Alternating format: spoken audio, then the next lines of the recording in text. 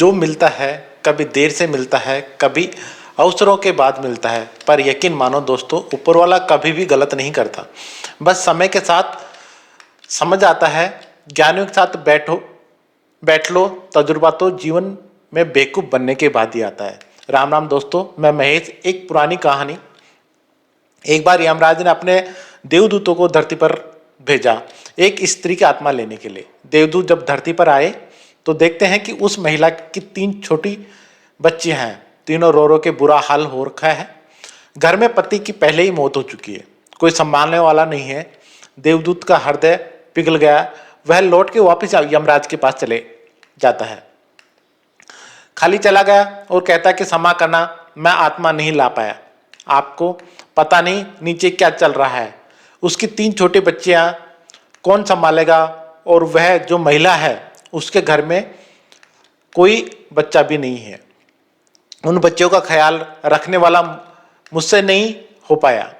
तो कहता है कि आप उसे थोड़ा और जीवन दो ताकि उसकी बच्चियां बड़ी हो जाएं, उसके बाद उसे बुला लेना, उसकी आत्मा को बुला लेना। यमराज क्रोधित हो गया।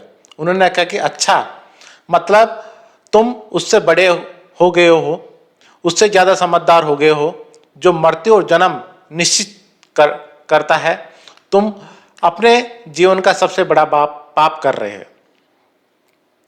तुम्हें धरती पर जाना होगा और इस सजा को भोगना होगा। तुम जब तक अपनी मूर्खता पर 3 बार ना हंस लो, तब तक तुम वापस नहीं आ सकते हो। देवदूत को तब भी लग रहा था कि मैं सही हूं, लेकिन सजा मिल गई थी, भोगनी तो थी। अपना दंड भोगने के लिए देवदूत जो था उसी देश में, उसी धरती पर आ गया जहां से वह आत्मा लेने के लिए गया था। एक शहर में सड़क किनारे फटे हाल जो है मनुष्य के रूप में पड़ा था। गांव से एक जूता बनाने वाला कारीगर शहर में आया हुआ था, अपने बच्चों के लिए गर्म कपड़े और कंबल ले जाने के लिए, क्योंकि सर्दियों के दिन थे। उसने देखा कि एक गरीब आदमी सड़क किनारे मुझसे भी गरीब फटे हाल पड़ा हुआ था। तो उसने सोचा, ये जो गरीब है इसकी पहले मैं मदद करता हूँ। उस देवदूत के लिए जो मनुष्य बनकर के वहाँ पड़ा हुआ था, उसके लिए गर्म कपड़े कंबल खरीदा, और बातों बातों में मालूम चला कि रहने के लिए जगह नहीं है। तो वह उससे कहता है, चल भाई मेरे घर ही रह लेना। जब साथ लेकर जा रहा था तो कारीगर ने समझाया कि भाई मेरी पत्नी गुस्सा करेगी, क्योंकि पैसे बहुत मुश्किल से जमा किए थे, हमारे बच्चों के लिए कपड़े लाने थे, मैंने तुम्हारे लिए ले लिए। वो भी बोला, सुन लेना। घर पहुंचे तो कारीगर की पत्नी ने गुस्सा करना शुरू किया। देवदूत को जोर जोर से हंसी आई कि समझ ही नहीं पा रहा कि घर में कौन आ गया। देवदूत आ गया, पूरा घर जो है दौलत से भर जाएगा, बहुत सारा धन होगा, ऐश्वर्य होगा, संपदा होगी। समझ नहीं पा रही थी, बस ये देख रही थी कि भाई मेरे बच्चों के कपड़े नहीं आए। वैसे ही इंसान ज़्यादा दूर कहाँ सोच पाता है। तो कारीगर ने पूछा, भाई हंस क्यों रहे हो? तो उसने कहा, मैं अभी नहीं बताऊंगा, 3 बार हंस लूँ तो फिर मैं पूरी बात बताऊंगा।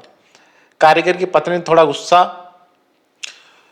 किया, उसके बाद वो रहने लग गए। देवदूत जो काम कारीगर कर रहा था जूता बनाने का, देवदूत ने करना शुरू किया, और इतना कमाल का काम शुरू किया कि पूरे देश में ख्याति फैल गई।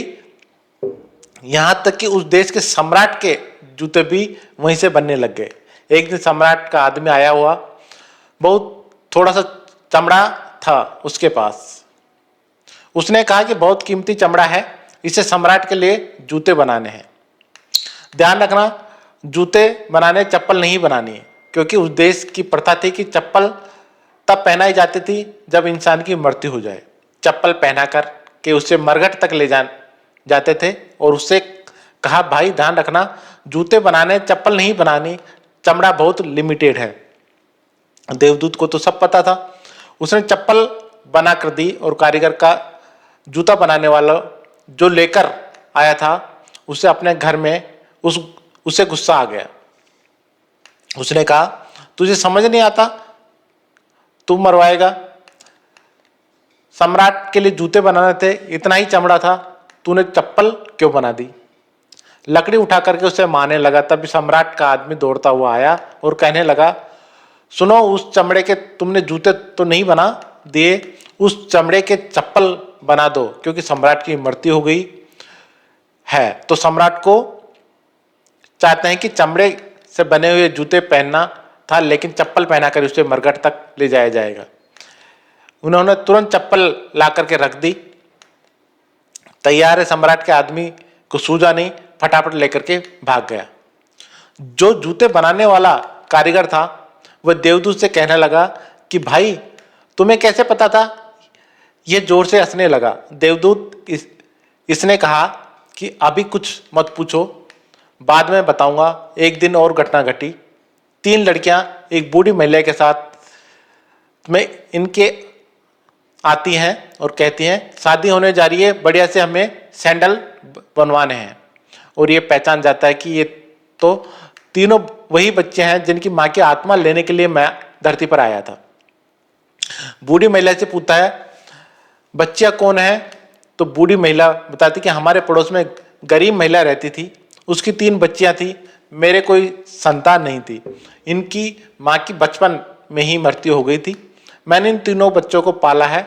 उस दिन देवदूत को समझ में आया है, अगर मैं उस दिन उस महिला की आत्मा को लेकर के नहीं जाता, यहीं छोड़ जाता देता, मैंने किया, बाद में कोई देवदूत लेकर के चला गया। अगर वैसा होता तो महिला और जीती। ये तीनों बच्चे गरीबी में पलती हैं। इन तीनों बच्चों को जो भाग्य था पहले ही लिख दिया गया था। इन्हें किसी अमीर घर में पलना था, धन ऐश्वर्य संपदा के साथ पलना था। अमीर घर में इनकी शादी होने जा रही है। इनका जीवन ऐश्वर्य संपन्न हो गया और इन्हें माँ का प्यार भी मिला, एक ऐसी महिला के रूप में जो कि बहुत करुणावान है। उस दिन देवदूत तीसरी बार हंसा, जोर जोर से हंसा, और जूते बनाने वाले कारीगर ने पूछा कि भाई अब तो बता दे। तब देवदूत ने पूरी बात समझाई और कहा कि अपना दंड भोग रहा था, मुझे आज समझ में आ गया कि ऊपर वाले का खेल है, उससे बेहतर कोई जानता नहीं है। इसलिए क्या होगा, कैसे होगा, अच्छा होगा या बुरा होगा, सौभाग्य दुर्भाग्य, ये सब सोचना बंद कीजिए और अपने जीवन में जीना शुरू कीजिए।